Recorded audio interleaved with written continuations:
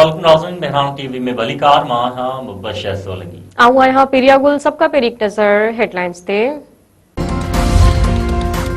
PIA जे 75 सैकड़ो shares की निजकारी लाइ ॿोली अॼु लॻाई वेंदी। हुकूमत पारां क़ौमी एयरलाइंस जा 25 सैकड़ो शेयर्स पाण वटि रखण जो फ़ैसिलो। ज़रियनि मूजिबि पीआईए जी निजकारी बाबति 1 साल ताईं कंहिं बि मुलाज़िम खे फ़ारिग न कयो वेंदो। निजकारी कमीशन जो चवणु आहे त पीआईए जी निजकारी लाइ ॿोलियूं अॼु मंझंदि 3 वॻे लॻाई वेंदियूं।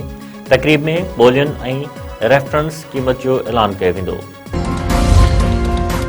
अमरीकी सदर डोनाल्ड ट्रंप पारां हिकु भेरो ॿीहर पाकिस्तान के वज़ीर आज़म शहबाज शरीफ ऐं फील्ड मार्शल सैयद आसिम मुनीर जी वाखाण पाक भारत जंग रोकराइण ऐं 8 जहाज़ किरण जो ज़िक्र करे मोदी जा ज़ख़म ताज़ा करे छॾिया।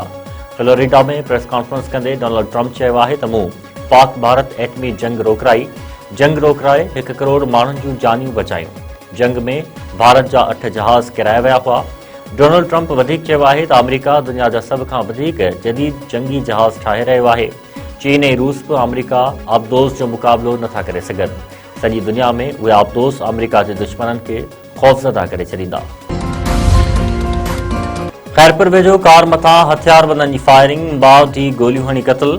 लाशारी पुल वटि हथियारबंदनि जी फायरिंग में औरत फहमीदा ऐं संदसि 7 सालनि जी धीउ राबिया मौक़े ते क़त्ल थी वियूं।